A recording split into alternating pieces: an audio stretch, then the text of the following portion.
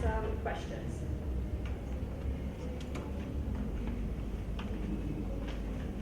Yep. So, at some point you were saying that we can use the p-value for the safety analysis because it's 0 to 1. And in another conversation, we are also discussing that the American Statistician Society moving from p-value to the statistical thinking. What is that? The American Statistical Association, their view on p-values, or the biggest issue they have with p-values is not that we create them, it's how they're used. I think their main issue is to stop dichotomizing them into statistically significant, not statistically significant. So as we get rid of the statistical significant dichotomizing is what they're trying to get away from. So does it mean that it's just looking at the number? Looking at it, now if you look at their literature, they absolutely do have other alternatives to p-values, right? A lot of them are still probability based. So they do have a lot of people trying to find alternatives to p-values, but their main thing is just don't dichotomize. It's the current practice they're trying to get people to be away from. So they're fine with p-values, although they have people who want alternatives. Mostly because p-values are hard for your average person to understand what a p-value is. Some alternatives might be a little bit more intuitive, like the probability that your percentage is greater with drug than placebo, or what's that probably given the date, right? There's other things that might be more intuitive, but they're not. Their main thing is saying don't dichotomize p-values. Currently, that's what we are doing anyway. That we are not doing the p-values for the safety. Some people are. Some people. Oh, okay. Yeah, I'm one of those. Sorry about that. We do have current practice where some are using p-values, some are using confidence intervals, but we have a lot using neither, right? And then our white papers are trying to advocate for not using neither, right? We do think estimate of magnitude of effect, like a risk difference in odds ratio, has value. We also think a confidence interval or a p-value has value. Oh, okay. But we do have plenty of people not producing any of that, and then we have some doing confidence interval, we have some doing p-values, we have some doing both, right? This is a tremendous source of variation across our industry. Yeah. Okay. Second clarification on how to handle adverse events for subjects who early terminate treatment. You say that the subjects would stop improving events. Right. So then after the ending treatment.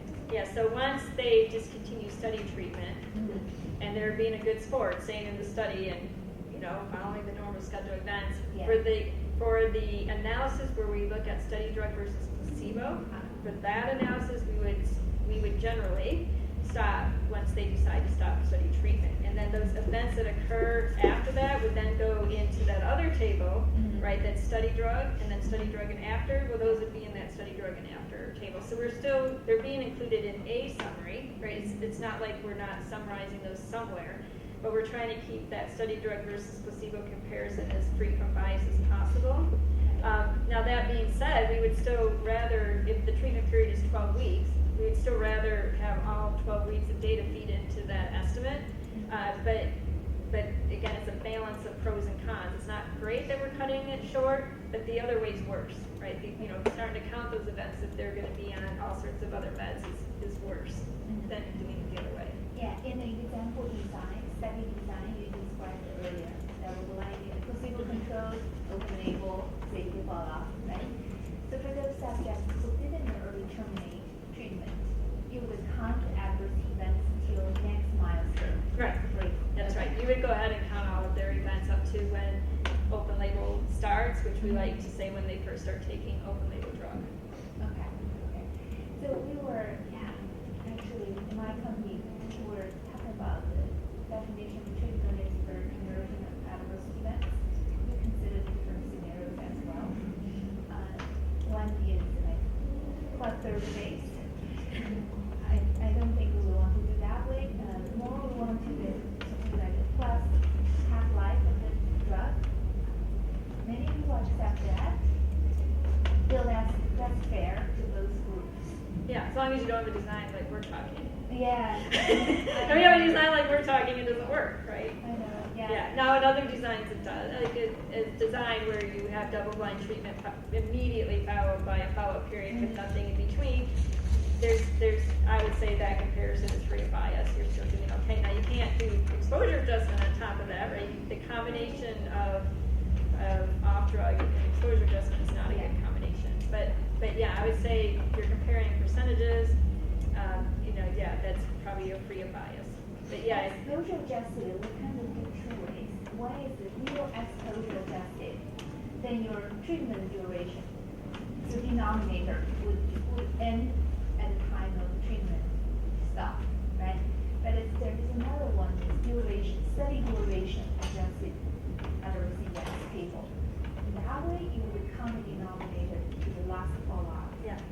That's fine. Now the key is what you do with that data. Yeah. Right? So you can't take that exposure adjustment and then try to compare with literature or something else, right? Because your estimate's probably going to be much lower just because of the fact you have some off-treatment. Yeah, kind of, yeah. Right, I mean, so yes, you can have that estimate, what that estimate gives you or what you do with it,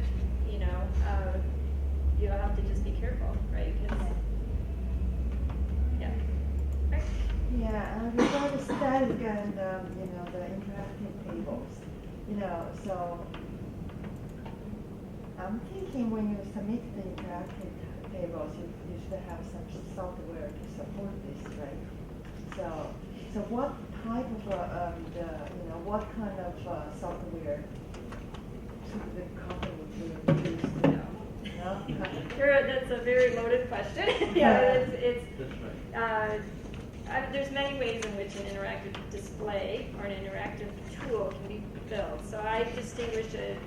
I say interactive display if you're just putting a display in a submission or a study report that you click on a link and it has interactive features. Well, what we're testing right now is that display is actually, HTML based, right? So you don't need anything. You don't need Spotfire or R Shiny. You don't need anything. You can just click and then it's HTML behind the scenes. But that does have limited interactive capabilities, right? So if you want all the wonderful bells and whistles that we really do want, you might have to invest in software. And there's people trying to make our Shiny apps, which wouldn't be, have any money, right? Or we wouldn't have to buy anything. But some people have experience with Spotfire or other tools that does have a lot of bells and whistles already built in. But then that would require, the company would have to get it, whether or not the user, whether or not the FDA reviewer would need it.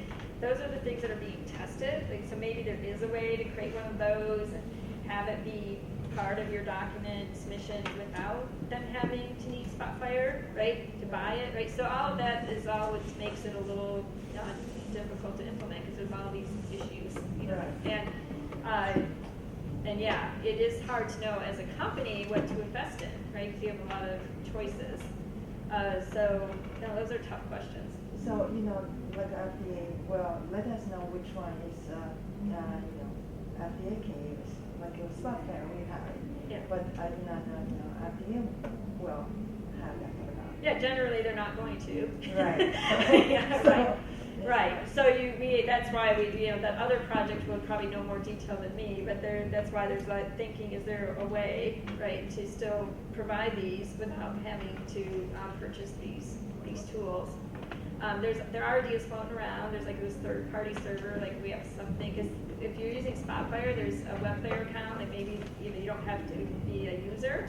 Anyone can get access to a WebFire account, and maybe there's a way to store it on a third-party server. There's all sorts of ideas trying to get interactive tools and displays working, but yeah, it's going to be slow going, which is why our white papers are still in the static world, because we're probably going to be in this world for a little bit.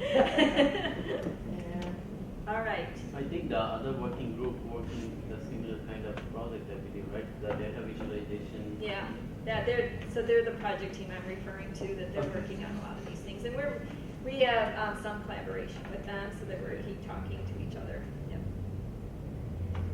All right. So we listed the most common table. Usually we also have two more type of table which is not covered in today's discussion. One is the AE leading to dose discontinuation, leading to dose reduction, and leading to dose interruption.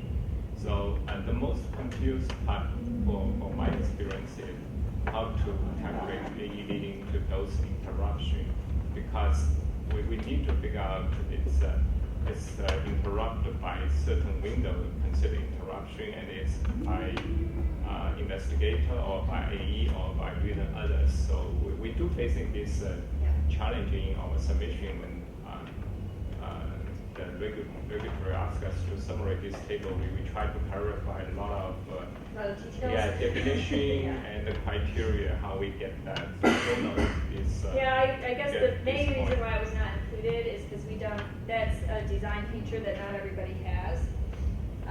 So we didn't really talk about it, right? We kind of since not every study allows dose interruptions.